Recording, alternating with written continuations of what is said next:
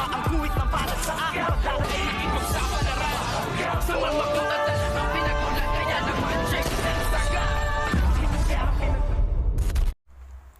Good evening and welcome sa aking munting channel. Gulat na gulat nga itong si David nang makita na nga itong si Aling Marites na pababa nga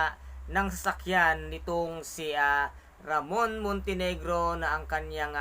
kinikilala di kunong daddy, at ngayon nga ay hindi niya alam kung ano ang kanyang gagawin, kung kaya't agad-agad ngang kumaripas ng takbo itong ngang si David dahil nga ito na ang pagkakataon na mabubuko siya dahil kasama na mismo nitong si Aling Marites, nitong si Ramon Montenegro, kung kaya't kumaripas siya ng takbo. At sa sobrang pagkaripas niya ng kanyang takbo ay nakalimutan niya ang kanyang cellphone na nandoon sa kanyang kama, kung kaya't ito ngayon ang isa sa mga ebidensya nga na kinuha nitong si Ramon nang hawakan niya nga ang cellphone at ipakita niya kay Aling Marites kung sino ang nagmamay-ari nga ng cellphone. At laking gulat nitong si Aling Marites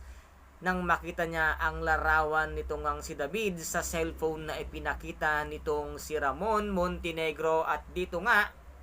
ay nasabi niyang hindi ito ang ating anak na si Tanggol, ito ay si David, ang kapatid ni Tanggol at ang anak namin ni Rigor di Magiba. Kung kaya't dito nagkagulong bigla dito nga sa mansyon ng mga Montenegro, kung kaya't nautusan agad nito ngang si Ramon ang kanyang mga tauhan kasama nga si Franco na halughugin nila ang mansyon at hanggang sa labas dahil hindi pa nakakalayo ito ngang si David dahil may tama nga ito sa kanyang paa, kung kaya't dito nga ay mahuhuli at masusukol nila itong si David na hindi pa nga nakalayo. At dito na ngayon ay tapusin na kaya nitong si Ramon ang kanyang anak nitong si Aling Marites na itong si David, na niloko nga sila, na ubod nga ng sinungaling. At ngayon ay galit na galit nga itong si Don Julio nang malaman niya ang katotohanan, isa pala itong impostor, kung kaya't napakabigat pala ng loob dito nitong si Ramon dahil hindi niya nga maramdaman ang lukso ng dugo o ang gaan ng dibdib sa kanyang kinikilalang anak, kung kaya't dito naisip lahat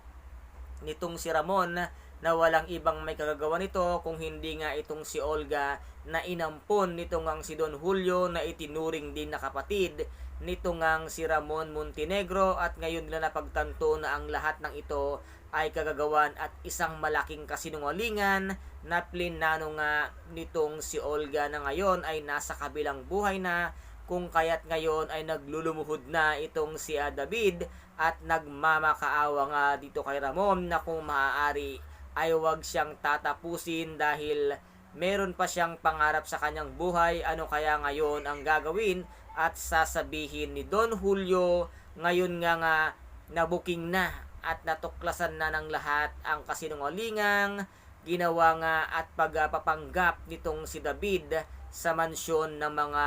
Montenegro. Kaya guys, ito po yung ating pakaaabangan sa mga susunod na episode dito nga sa FPJ ang Batang Quiapo. At kung nagustuhan po ninyo ang aking videos for today, paki-subscribe na lamang po ng aking channel, paki-like and share para maging update kayo sa lahat ng gagawin kong videos. Maraming salamat po. Ingat, God bless, and bye-bye!